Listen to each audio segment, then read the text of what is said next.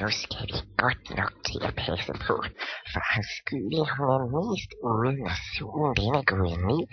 Forsigtigt og stille begyndte de at klatre op ad bjerget. Tobias først med rebet i munden. Hurtigt og sikkert sprang han fra sten til sten.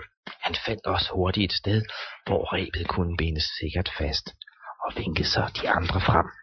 Kom nu, jeg har bundet det fast. Se selv, det er helt sikkert. Jamen Lina, jeg har måske en kravlenisse der. Jamen, vi er jo hverken kravlenisser eller æren, Tobias. Men bedst som Tobias hoppede rundt, skræmte han en spur, der havde siddet og sovet. Forskrækket prøvede Tobias at få fodfæste igen. Nej, se nu. Hjælp. Pas på, Tobias, pas på. Hugo, du må gøre noget. Jeg skal nok gribe dig af. Hurtigt som lynet griber Hugo ud efter Tobias og får lige akkurat fat i hans hale. Au, slip min hale. Jeg mener, sæt mig ned. Hugo sætter forsigtigt Tobias på et klippefremspring. Hvis du ikke har vækket afskyelige, så har du i hvert fald vækket hele Troldbolleskoven. Det må I undskylde. Ja. Tænk nu ikke mere på det. Lad os nu hellere se at komme helt op. Ja, for Tobias, vi er der jo næsten. Musestille klatrede Hugo, Tobias og Mads det sidste stykke. Fra toppen af bjerget kunne de se afskyelige grotte, for der var nemlig lys i et af kraniehulens øjne, og en ildelugtende grøn røg steg op af skorstenen. Hvad er det, der lugter? Hvem har slået et brud? Ikke mig, jeg mener, det er ikke os. Det er afskyelige, der har noget i gryden. Skal vi ikke heller bare tage hjem, hva'? Det kan du jo ikke. Er du bange? Hold nu op, Tobias. Kan du ikke i stedet prøve at klatre op i vindueskarmen og se, hvad afskyelige har for? Klatre op til afskyelige? Ja, Tobias. Du er jo den eneste af os, der kan. Helt alene? Okay, men jeg kravler altså ikke ind. Nej, Tobias. Vi skal jo først finde ud af, om hun har det fortryllede æren.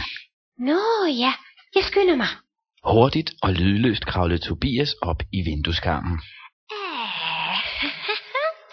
Det er dejligt at være fri. Nu er jeg næsten færdig. Om lidt skal jeg bare putte mit nisseæren i gryden, og så alle verdens risengrødsgryder brænder jeg på med ilfra. Ilfra? Bløddyr og bladlus. Nu har jeg glemt trylleformlen igen. Hvor er mine bøger? Jeg havde dem lige før. Det er mit hørnede og trylleærnet, og hun vil brænde al risengrød i hele verden på. Jeg må tilbage til de andre. Tobias pilede tilbage så hurtigt hans små erenben kunne bære ham. Det er ganske forfærdeligt. Det kan hun ikke være bekendt.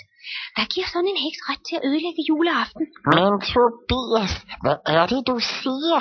Hun vil brænde al risengrød på i hele verden, og hun har det fortryllede æren. Jeg så det selv på hendes bord. Hun kan heldigvis ikke huske trylleformularen, men når hun finder den, så putter hun æren i gryden, og så er det for sent. Mens Hugo og hans 2 venner står og tænker, leder afskyelige efter sin heksebog.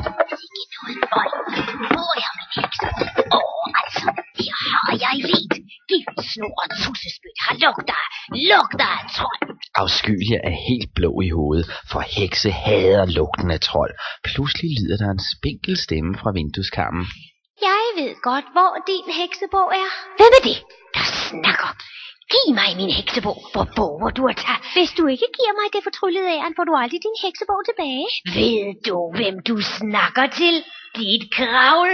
Det banker hårdt på døren, og uden at tænke nærmere over det, råber afskyelige. Kom ind! Med et brag går døren op, og i døren står Hugo. Nej, kan du komme ud? Jeg hader lugten af trold. Tror du lugter bedre, din pulverheks? Giv mig det fortryllede æren. Nej, du kan godt holde dig væk. Okay, godt, så brænder vi din heksebog. Godt, så brænder I min. Nej, den skal jeg jo også bruge. Jamen, hvad skal du bruge den til, hvad? Nå, jeg skal bare lave lidt mad til alle de søde små dyr i skoven, der slet ikke har noget at spise. De er så sultne. Det er jo den rene hekseløg. Tak. Nej, det er skam helt rigtigt. Hvorfor har du så en kæmpe sort streg i panden? Sort streg i panden? Det har du ikke gjort, din lille møgmelon. Det siger jeg dig.